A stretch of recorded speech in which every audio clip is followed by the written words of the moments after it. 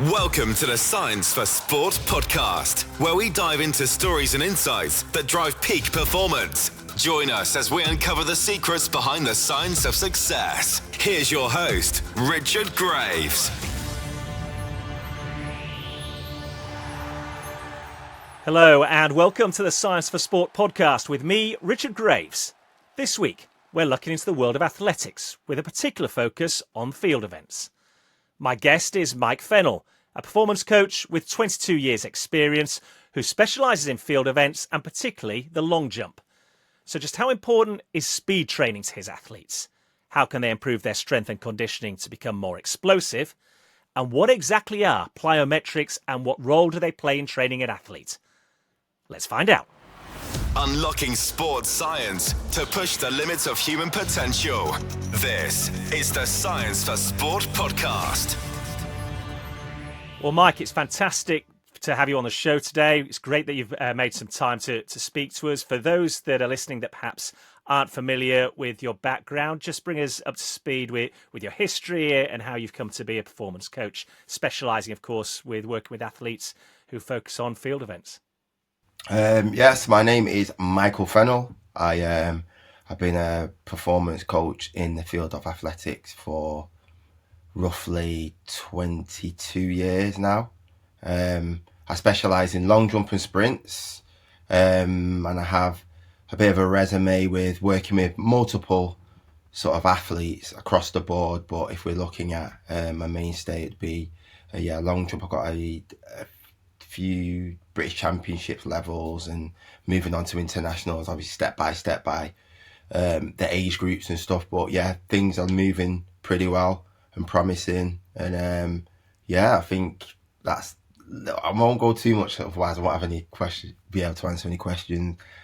Hopefully that's a bit of a good layout for you. There's a name there that you haven't mentioned, but it's okay. I'll pump the tires on this and mention his name, because whilst you focus primarily on working with field athletes, those that know you well will also be aware that you've worked with names such as Cole Palmer, the Chelsea and England football star. So people will naturally ask, how does that work? How do you work with a top-class Premier League footballer when your focus primarily is on field events?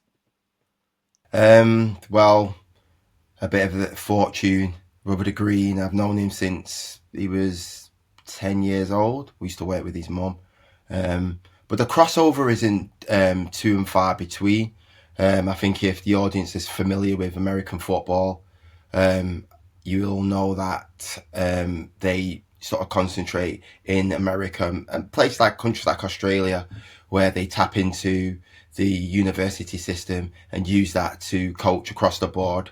So that's this is pretty much how I did it. I looked at the model of it all and looked at, they've got a really good model over there. We should use the track and field stuff, or athletics as we call it over here in Europe, to help coach any young person doing any sort of performance, because we have quite a few gymnasts come in there into athletics and things like that. So with Cole, I originally started off with he was knocking the ball about on the field whilst I was at Savannah, and when I left eventually, he came along and he was like, I like to increase my speed, my balance, my agility, that sort of thing. I'm not going to claim any of the football accolades because that's all him. Super talented young man, nice guy.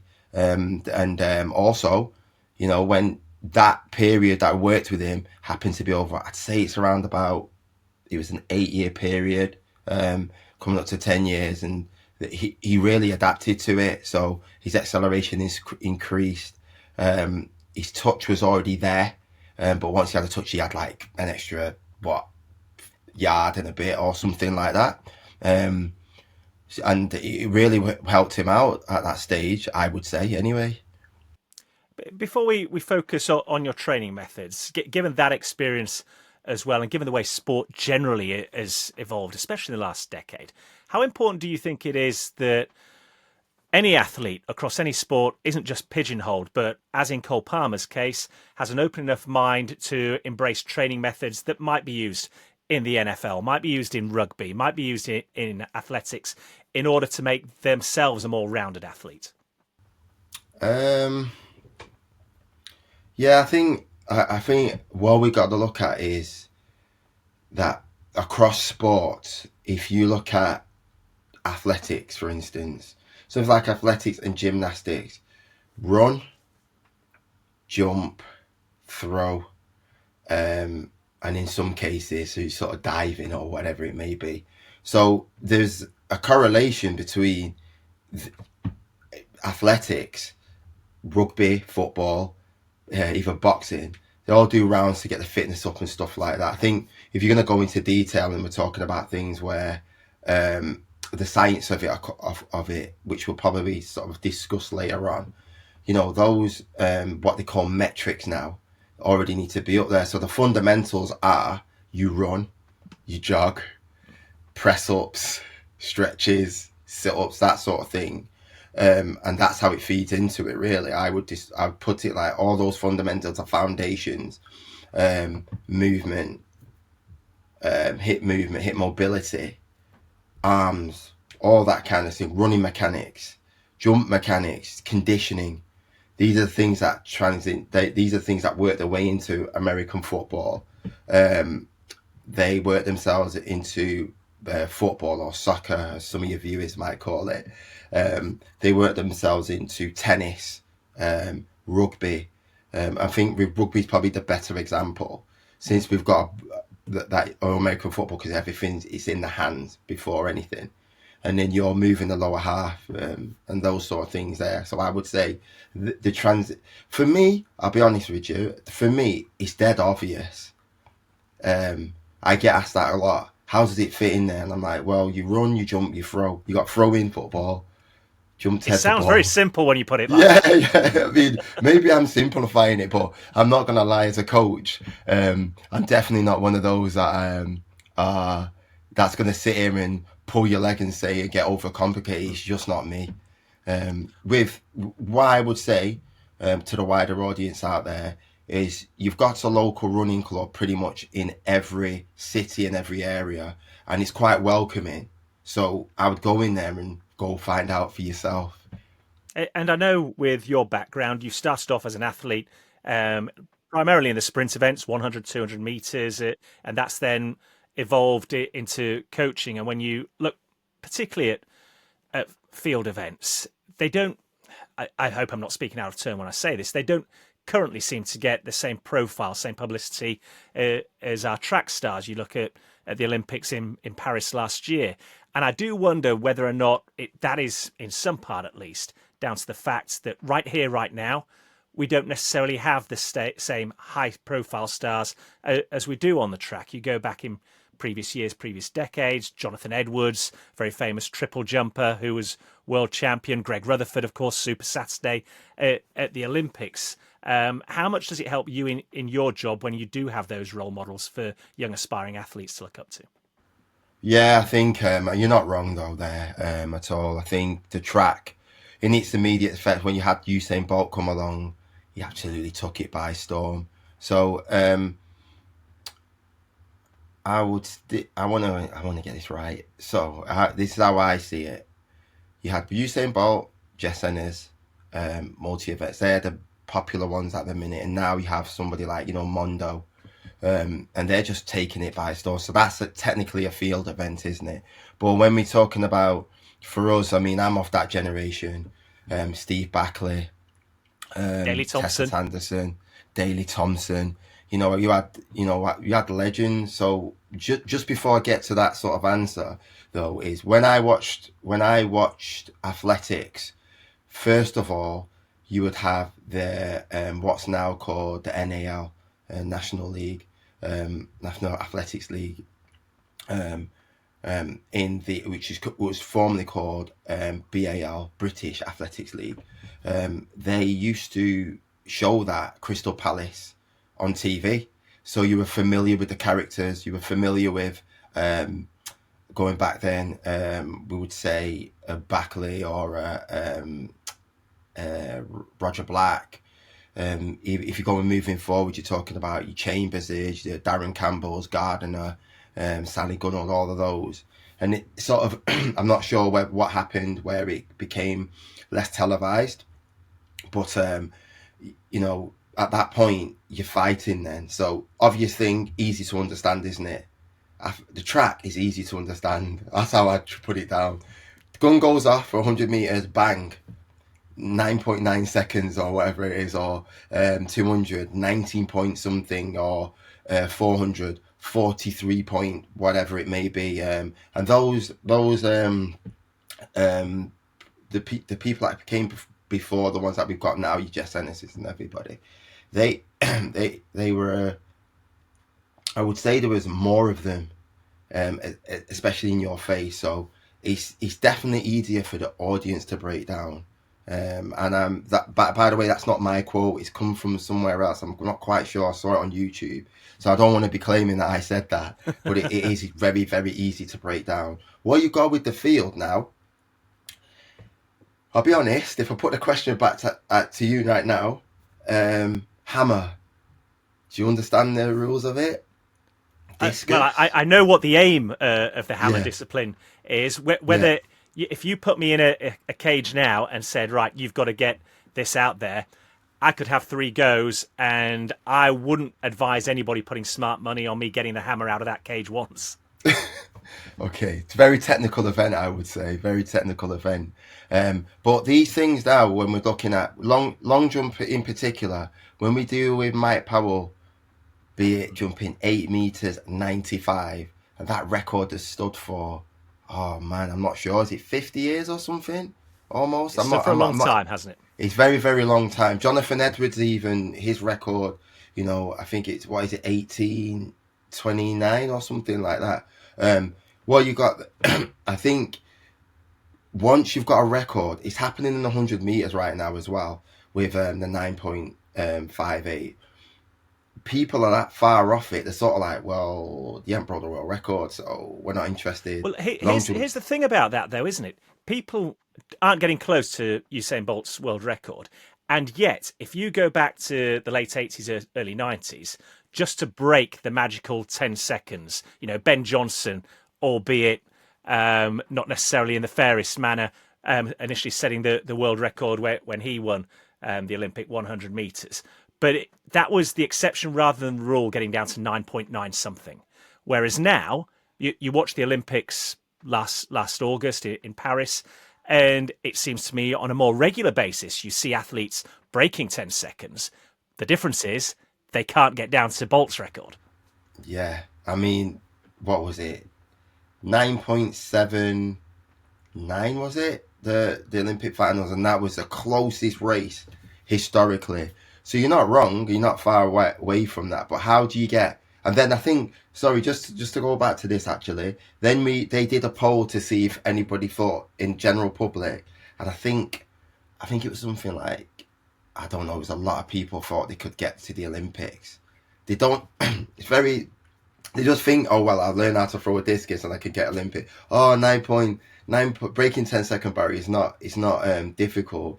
These guys are some seriously talented individuals. And then, well, I can tell you, I was never getting there. In my pomp as a late teenager, early 20s, I think I managed about 16 seconds for the 100 meters. It was never my event.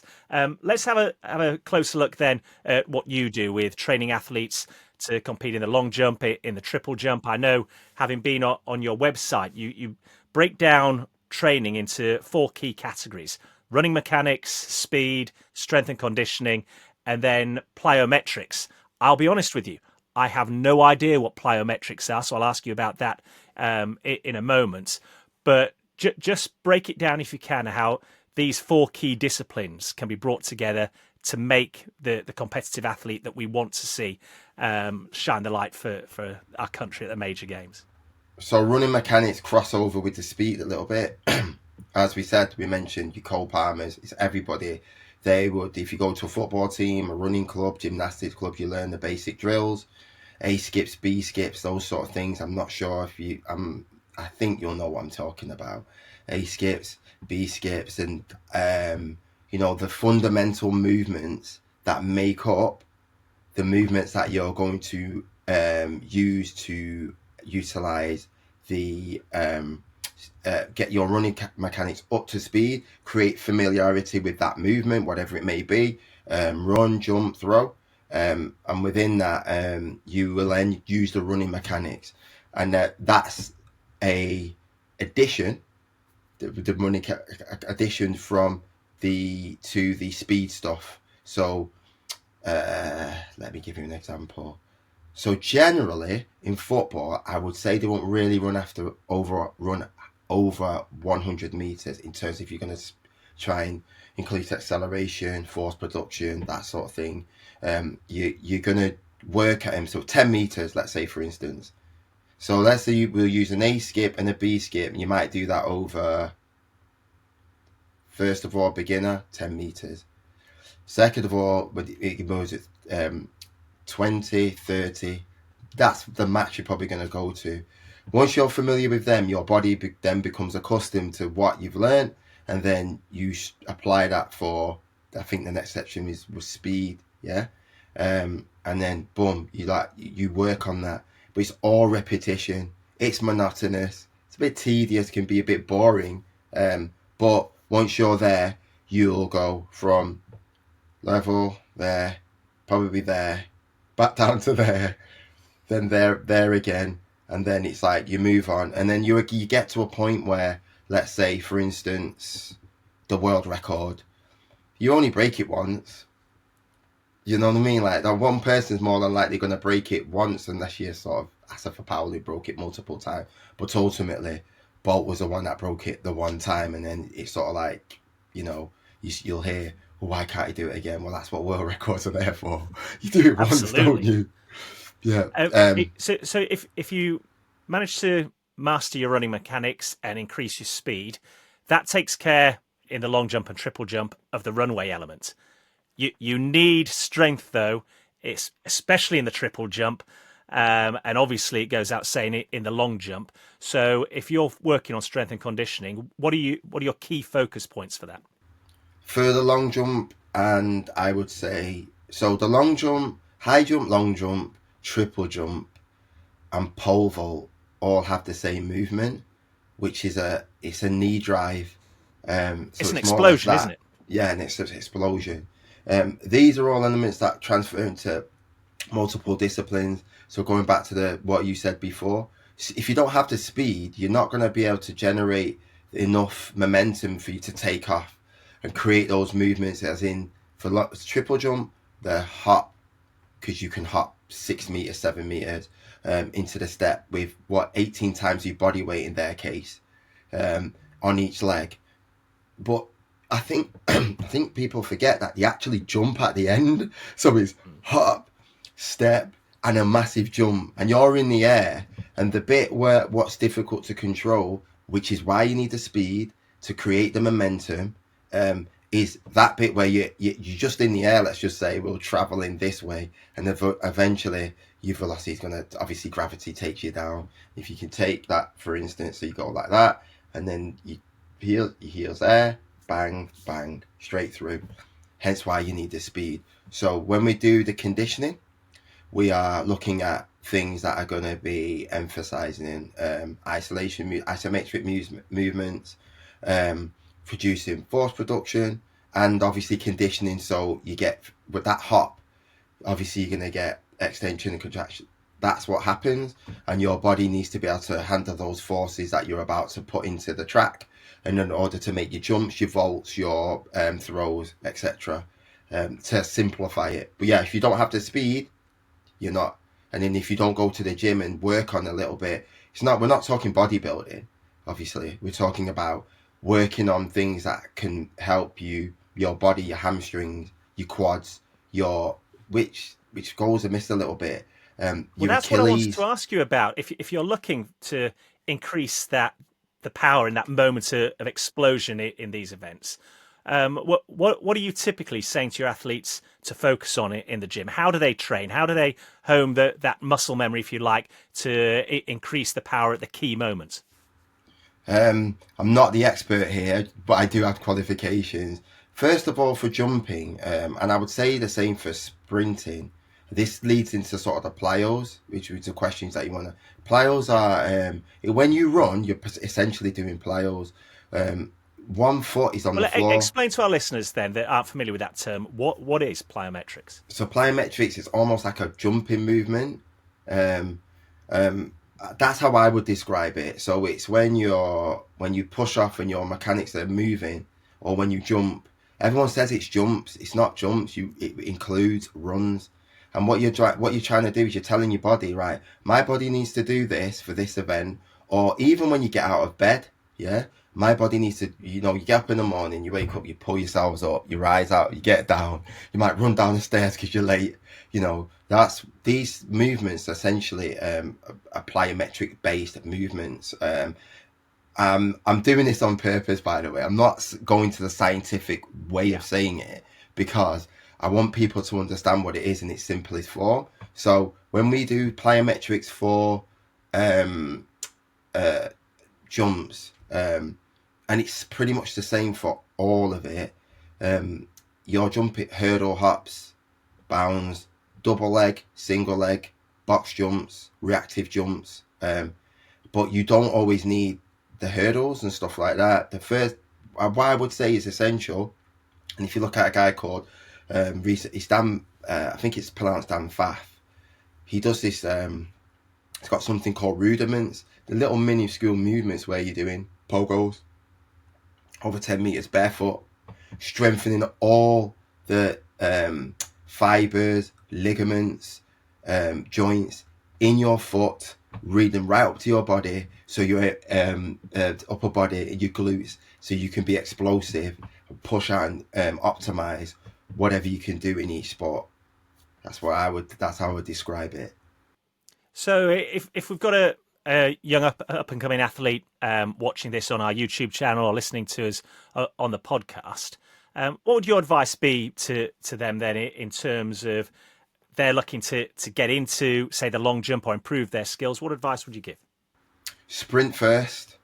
You have to be able to sprint first. If you can't sprint, you won't be able to do high jump, pole vault, triple jump. But also, I would say go in there with an open mind. I wouldn't watch too much stuff on YouTube, and like sort of maybe that's what wasn't the best approach.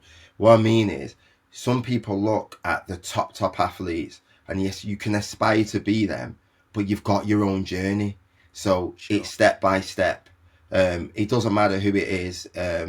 I mean, I almost forgot to mention what you mentioned with the cold thing, let's say, for instance, because everybody that comes in and I do a little bit of work with or do the work with is their own individual person. I can say that myself because I'm an identical twin. I'm not my brother, and I coached my brother he ran a much faster time than I did because I've ran 11 dead, he's ran 10.5. And the aspiration that you have is your own dream, and between the coach and the athlete, it's my job as a coach to help you realize your dreams. So and that's not me being corny, by the way. Your dreams doesn't mean you're always going to become a professional. You might be very good. It might take you to a point where you meet new people, and you might be able to contribute to whatever sport you're doing, especially in athletics, in another way. We need strength and conditioners that know what they're doing. We need event organizers, officials, people testing products and things like that. These little things that go amiss. So I'd say go in there with an open mind, and enjoy it. Because there's a lot to enjoy and there's a lot to learn. That's the critical thing, isn't it? People seem to forget that first and foremost, it's about having a bit of fun here and having enjoyment. Yeah, it is. It is. I love it, and obviously you can hear the enthusiasm, which is why I find it difficult to talk about it, because I have an ingrown enthusiasm, as you do with this great podcast that you've got. It's an enthusiasm to know something, so it's very difficult to explain it. But if you want to get into long jump, I describe it as sand slamming. So you run down a pitch, you jump in the end, you jump. Well, you don't slam into it, but you fly. The feeling and the rush that you get if you learn it properly. I learned it at 33 properly. taught myself a little bit, and then after that, when I got into it and learned it a little bit more, which is the reason why, because I wanted to give back to the athletics community. But it's tough. That's the one thing. It's tough. You're on your own a lot. You don't. It's thankless sometimes, but when you're out there and you do something amazing, and you do something that, I've been to regular meets, and there's just kids that are like, wow.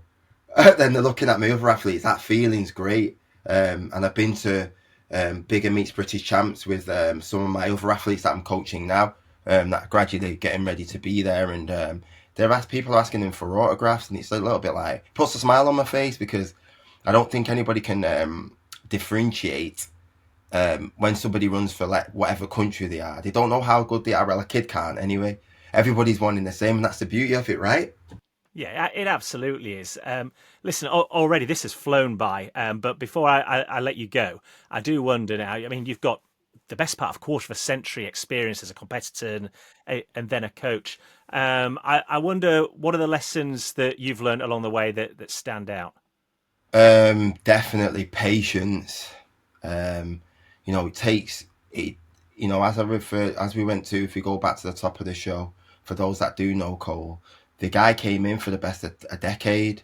It didn't happen over. He went through a lot. Let's just say that. And he isn't where he is, and doesn't have that sort of ice cold attitude because he gave up.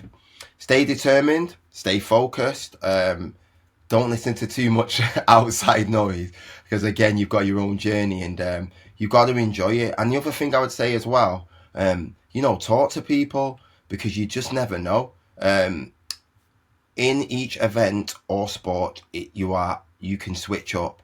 I do think today we need to be a long jumper, or I need to be a sprinter. A lot of sprinters have left the sport, but they could have been long jumpers or pole vaulters or whatever it is.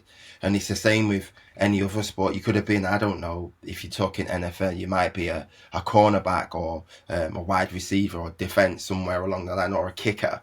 You've got to look at some stuff and realize that there's a position for everybody. Me personally, I would have been what you call the dirty worker.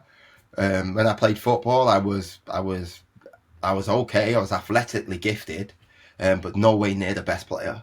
But I enjoyed it, and that's what I would say. Go into the sport, open mind, enjoy it, stay focused, and you don't need to take it that serious. I'm just gonna be honest. I completely agree with you. Enjoy it first and foremost, and keep an open mind, because you never know what doors could be opened. For anybody who's now intrigued by what they've heard in the last 25 minutes or so, Mike, where can they find you on social media and keep up to speed with everything that you're doing? Best place is Instagram. I've got a website called Fennactivate. I don't know how long that's staying open for. I'm having a few difficulties running it at the minute. And I've got Instagram, Fennactivate. It's FENNACTIV with the number 8 at the end, which sort of stands for the infinity sign. That's what it's for. So yeah, if you want to go on there, and I'd appreciate a follow, but I'll be honest with you, just do your own thing. Yeah, I'm sure I'll see you somewhere, so long as you get something from the podcast. You've sold me. I'm going to go on my Instagram account right now and be one more follower to yours. Listen, it's been an absolute blast and a pleasure chatting, and I wish you all the best going forward, and certainly with a summer of competition ahead. Thank you for having me on, and hopefully I can come back in here and it'll be a different conversation, We'd love to have you on anytime. Yeah. Thanks, Mike. Okay, thank you. Unlocking sports science to push the limits of human potential. This is the Science for Sport podcast. Many thanks to Mike for his insight and the lessons we've learnt from his coaching methods when it comes to field events, and particularly the long jump. If you've enjoyed this episode and want to find out more, then you can do so by going to our website, www.scienceforsport.com. And if you've particularly enjoyed this edition of the Science for Sport podcast, please do feel free to share it with a coach, a colleague, an athlete, or a friend. Remember, the more downloads we can get, the easier it becomes for us to then attract top-name athletes, or, as in Mike's case, coaches, professionals at the very top of their industry. That's just about it from me for this week's episode. Thanks for listening, and I look forward to the next time I can join you once again and talk some more on the Science for Sport podcast. Subscribe to the Science for Sport podcast now, wherever you listen to your podcasts. For more insights, resources, and to join the Academy, visit scienceforsport.com and connect with us on social media by searching for @ScienceForSport. Thanks for listening, and we'll see you next time.